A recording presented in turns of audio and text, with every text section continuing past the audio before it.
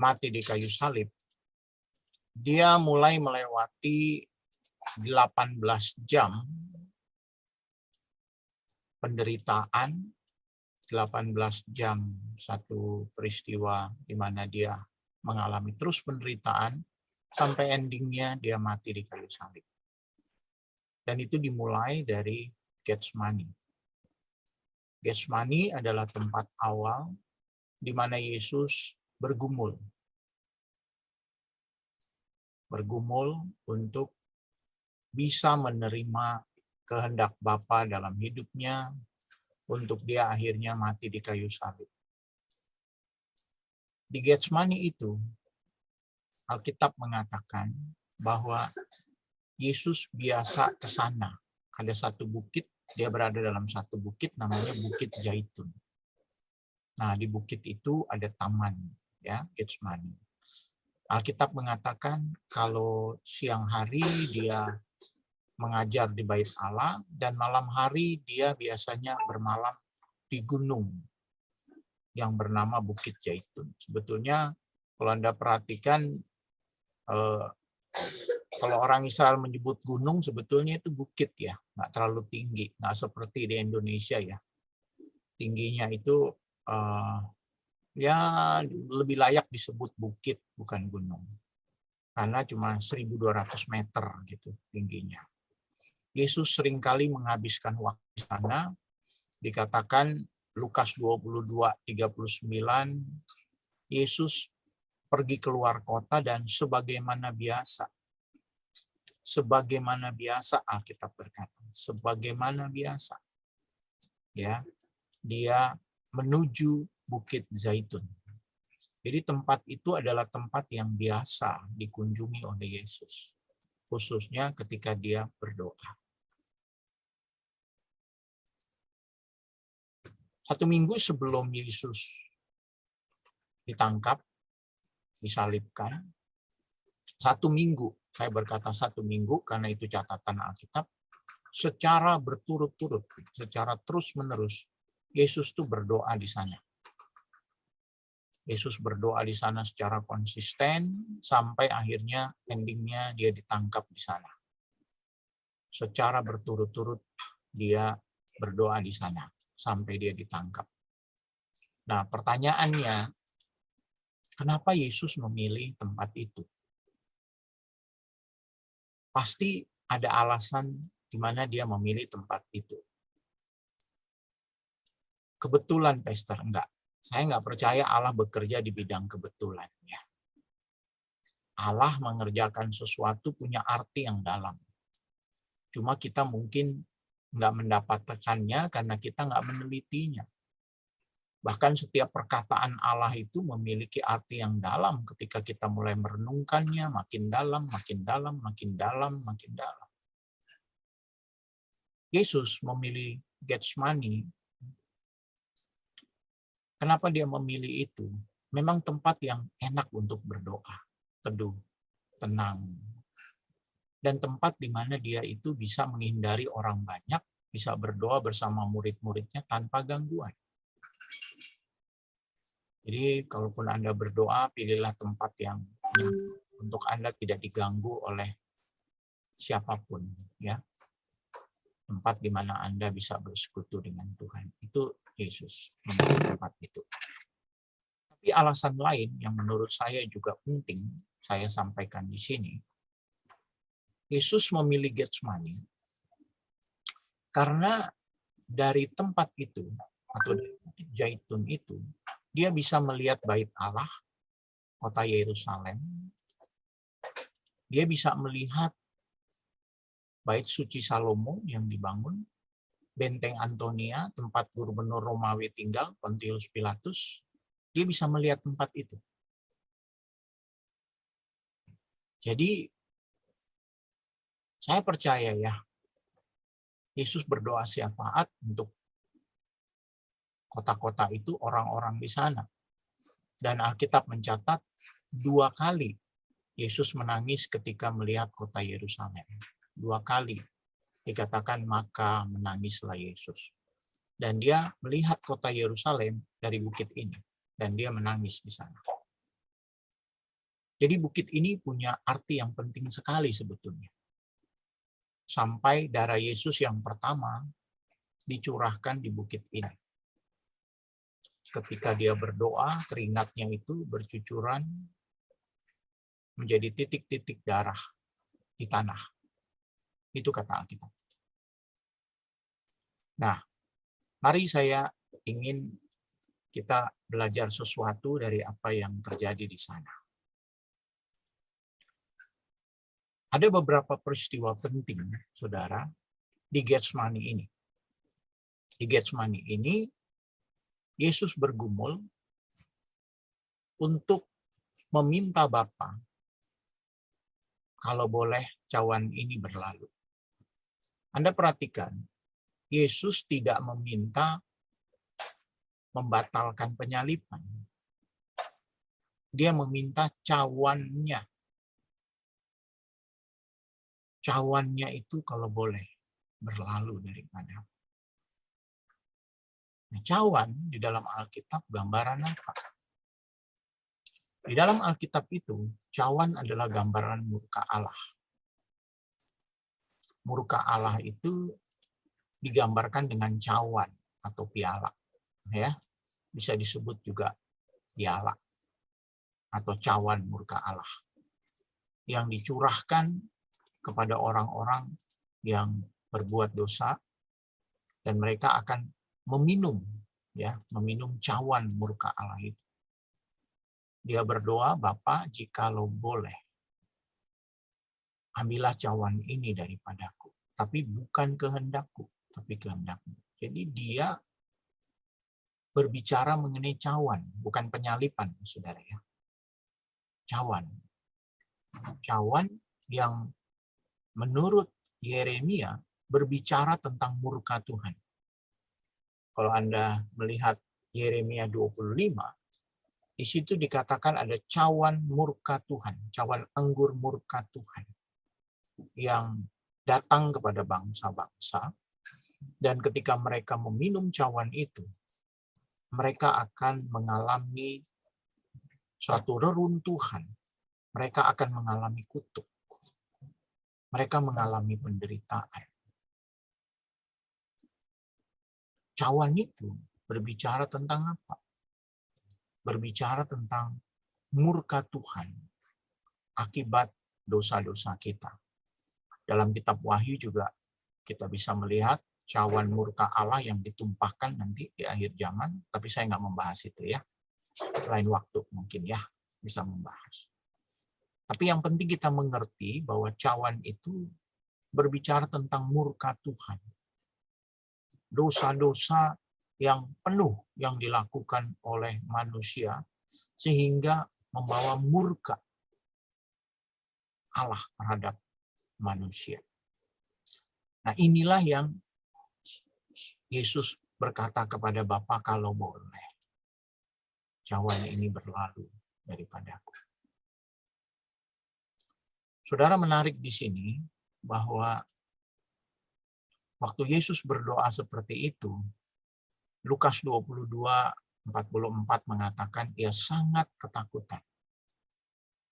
Pakai kata sangat, ia sangat ketakutan. Dan bersungguh-sungguh berdoa. Dan peluhnya seperti titik-titik darah yang bertetesan ke tanah. Para ahli telah menyelidiki, saudara, sebuah fenomena yang disebut berkeringat darah.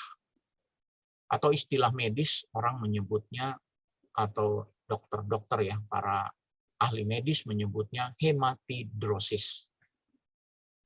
Hematidrosis adalah kondisi di mana segumpal jaringan pembuluh darah di sekitar kelenjar keringat itu mengalami satu perubahan, pecah, ketika seorang sedang mengalami tekanan emosi yang begitu berat, sehingga pembuluh-pembuluh darah itu berkontraksi ya, bersamaan dengan tekanan-tekanan yang begitu berat, pembuluh darah itu akan terus melebar sampai kemudian pecah dan menyebabkan darah mengalir keluar dari kelenjar keringat itu.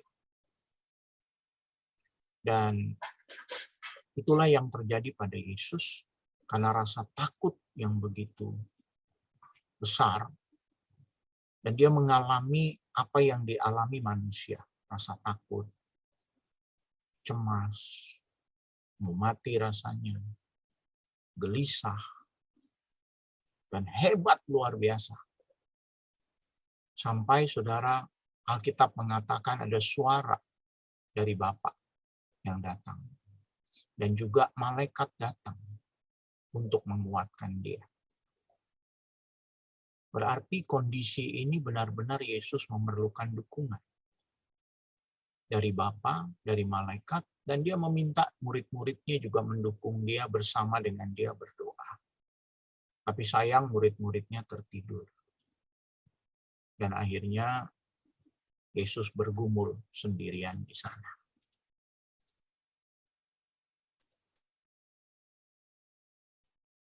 Cawan yang Yesus minum itu, saudara,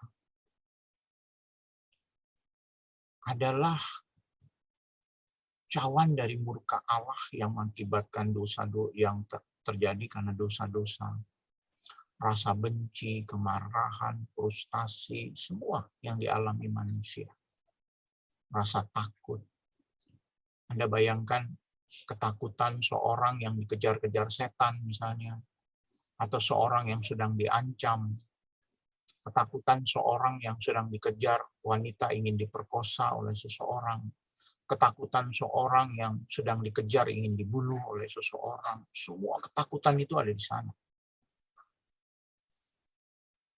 Dan Yesus mengalami itu. Rasa ketakutan yang luar biasa, rasa takut dari manusia yang berdosa di seluruh dunia ada di sana. Dan Yesus harus meminumnya untuk dia menerima kutuk itu supaya kita bebas dari kutuk. Yesus meminumnya supaya akhirnya dia dihukum dan supaya kita dibebaskan dari hukuman. Yesus meminumnya supaya penyakit datang padanya sehingga kita disembuhkan oleh kuasa bilur-bilurnya. Wow. Itu luar biasa, saudara. Dan kita perlu bersyukur dan berterima kasih pada Tuhan yang sangat luar biasa. Mengasihi kita dengan mengambil tempat kita. Yesus mengambil tempat kita supaya dia yang dihukum gantikan kita. Supaya dia yang dibenci gantikan kita. Supaya nanti dia yang ditolak di antara bumi dan langit, supaya kita diterima menjadi anaknya untuk selama-lamanya. Supaya dia terbuang, supaya kita diterima menjadi anak Allah. Supaya dia mati, supaya kita hidup. Dia ditelanjangi, supaya kita mendapat baju kemuliaan. Yesus membuat pertukaran bagi kita. Wow, itu luar biasa, saudara. Sekali lagi, itu luar biasa. Tidak ada orang yang mengasihi kita sanggup melakukan itu bagi kita. Hanya Yesus. Nah, saudara, Getsemani juga dikenal sebagai tempat di mana pemerasan buah zaitun. Buah zaitun ketika diperas itu warnanya merah.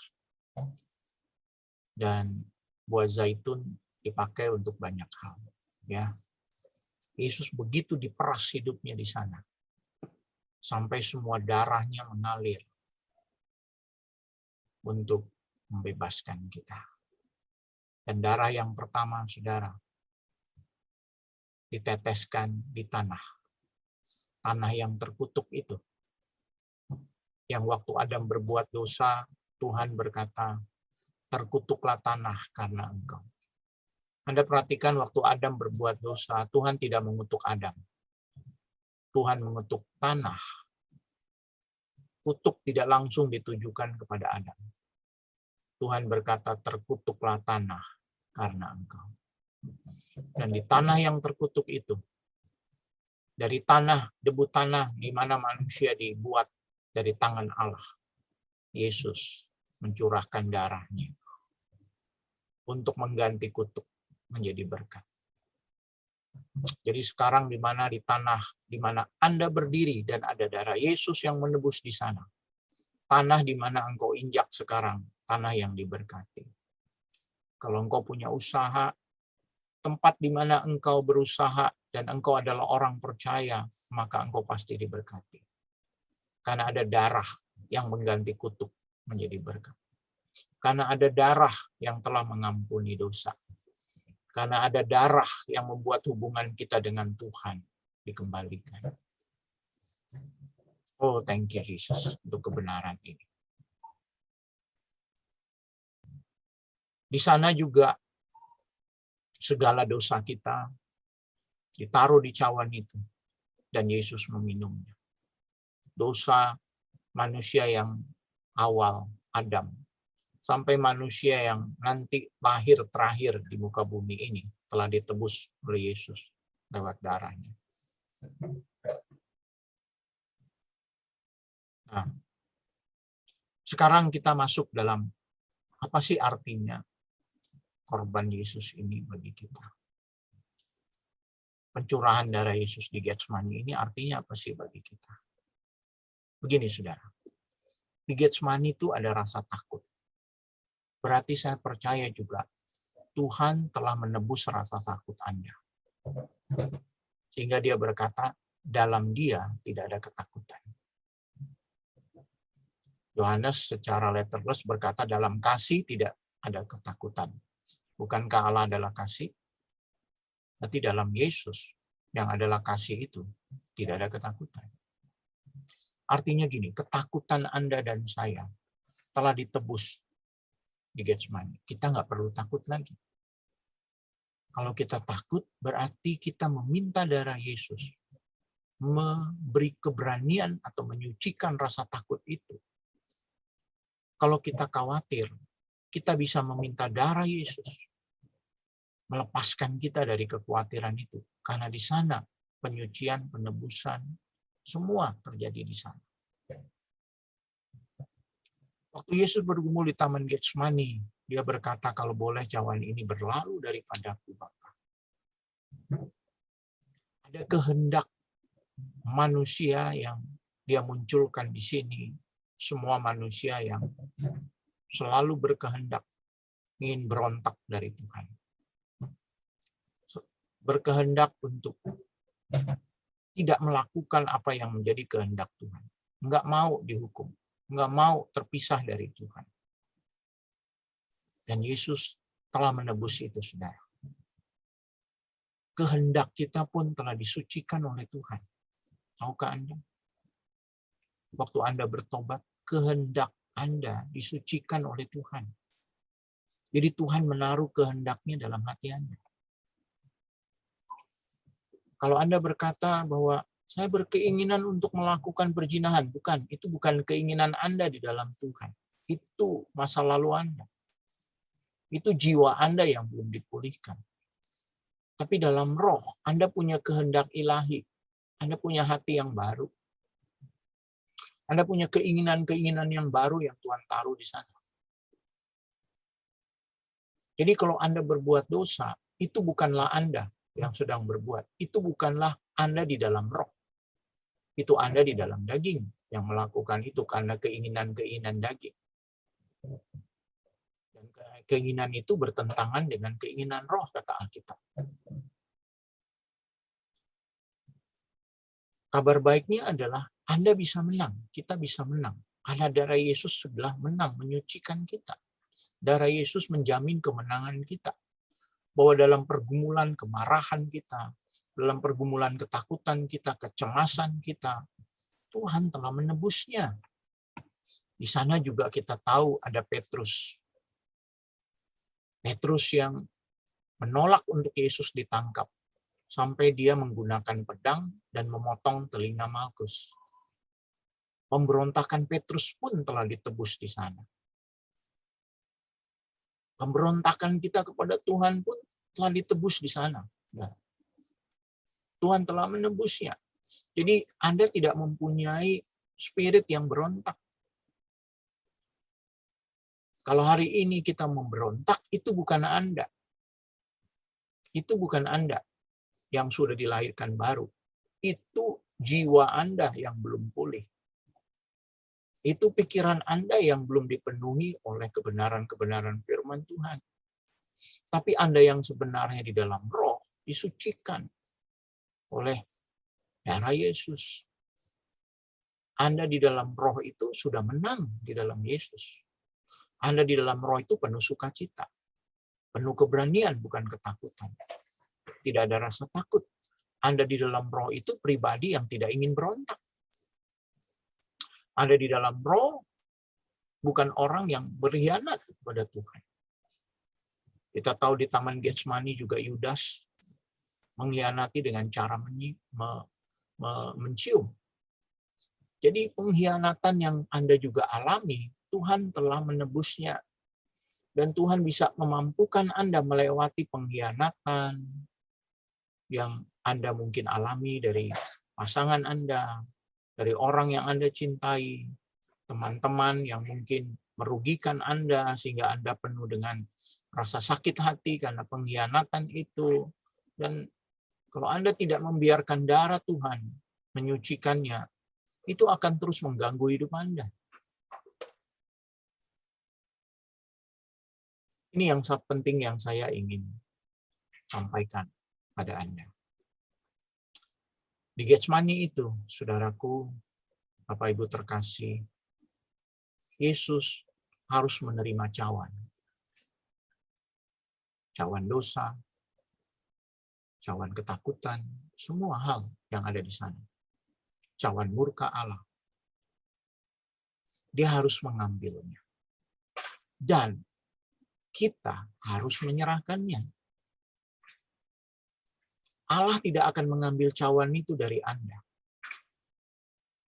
Anda yang harus menyerahkannya kepada Tuhan. Rasa sakit Anda, pemberontakan Anda, kepahitan, rasa disakiti, ketakutan, kecemasan.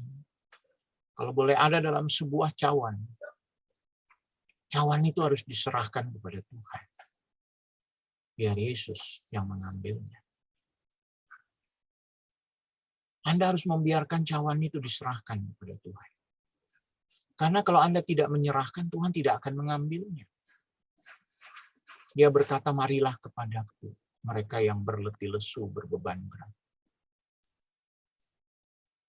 Saya percaya Yesus mati untuk semua orang. Tapi nggak semua orang mengambil karya Yesus itu. Nggak semua orang percaya. Karena Alkitab berkata, Allah berkehendak semua orang diselamatkan. Tapi nggak semua orang bisa diselamatkan karena mereka masih memegang cawan mereka. Mereka tidak menyerahkannya kepada Tuhan. Nah, di Getsemani ini kita belajar untuk menyerahkannya kepada Tuhan.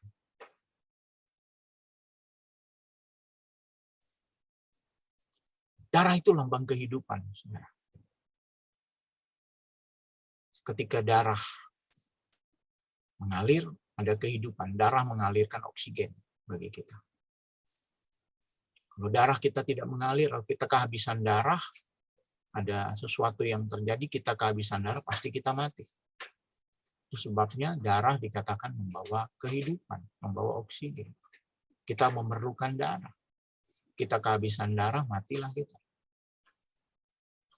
Nah, dalam darah Yesus itu ada kehidupan yang luar biasa. Untuk membawa kita menang dalam Getsemani kita.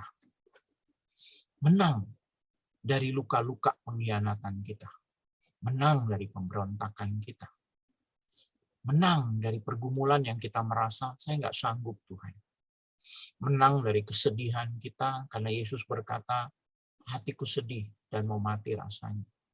Anda bisa menang, karena Tuhan telah menebusnya di sana.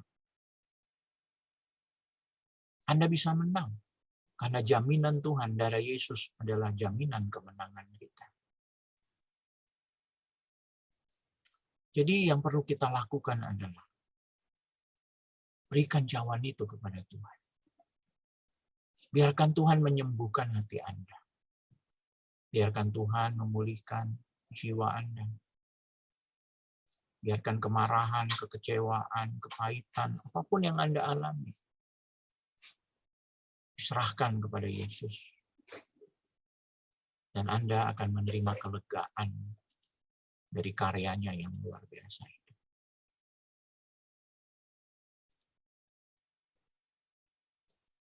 Manusia yang tanpa dosa dijadikan berdosa, kata Alkitab. Dia yang tidak berdosa dijadikan berdosa. Cawan dosa yang membuat Yesus harus terpisah dari Bapaknya diambil supaya kita jangan terpisah dari Bapaknya.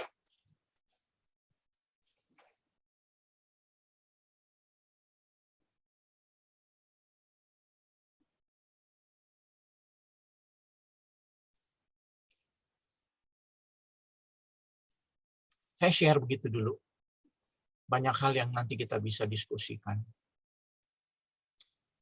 Tapi itu kira-kira yang saya ingin sampaikan, saudara, bahwa karya Yesus, darah Yesus yang tertumpah di Taman Getsemani itu menjamin kemenangan kita atas rasa takut, kekecewaan, pemberontakan kita. Kehendak kita pun sudah disucikan.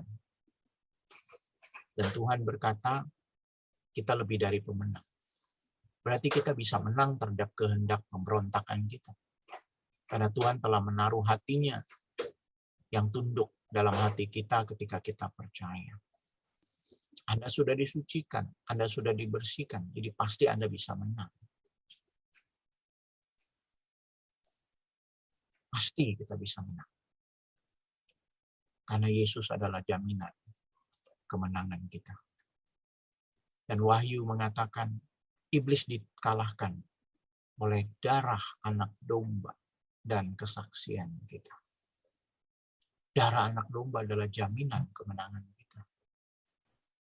Darah anak domba adalah jaminan kita pasti menang menghadapi rasa takut, pemberontakan, kekecewaan, pengkhianatan, apapun perasaan-perasaan dalam jiwa Anda akan menang.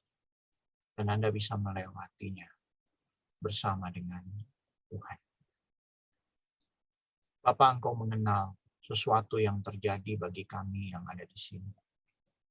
Engkau mengenal kami apa adanya. Segala perbuatan, keinginan, perasaan-perasaan yang ada dalam hati kami. Ketakutan, kegelisahan, kemarahan, pemberontakan. Kami tahu Tuhan, bahwa Engkau mengerti. Dan hari ini kami membiarkan darah-Mu menyucikannya, terus mengalir. Membersihkan jiwa kami. Engkau berkata, Engkau menyegarkan jiwa kami. Biar darah-Mu mengalir Tuhan, menyegarkan jiwa kami. Lingkupi kami dengan kuasa-Mu. Sehingga apa yang tidak mungkin kami lakukan menjadi mungkin. Apa yang tidak mungkin dikerjakan oleh tangan manusia, dikerjakan oleh Engkau sendiri. Engkau ajaib Tuhan. Engkau bahkan mengerti jumlah rambut di kepala kami. Engkau mengetahui apa yang terjadi dalam hidup kami. Ajar kami Tuhan menjadi seperti Yesus. Menyerahkan kehendak kami kepada Yesus. Kami tahu kehendak kami telah disucikan, dibersihkan oleh darah-Mu. Kami mempunyai kehendak keinginan yang berbeda ketika kami lahir baru. Dan biar kami hidup di dalamnya. Biar dalam hidup kami bukan kehendak kami yang jadi, tapi kehendak-Mu yang jadi dalam hidup kami, Tuhan. Tolong kami untuk mematuhi firman-Mu. Tolong kami untuk berjalan dalam ketaatan kepada Tuhan seumur hidup kami. Berpegang teguh pada kekuatan-Mu yang ada dalam diri kami. Berdiri seperti Yesus berdiri menghadapi Getsemani. Kami juga akan tetap berdiri menghadapi Getsemani kami. Dan kami akan menang di dalam Engkau. Dalam Yesus Tuhan kami yang ajaib, kami berdoa. Amin. Amin. Terima kasih, Pastor Jimmy. Ini satu topik yang mungkin kita belum pernah dengar juga.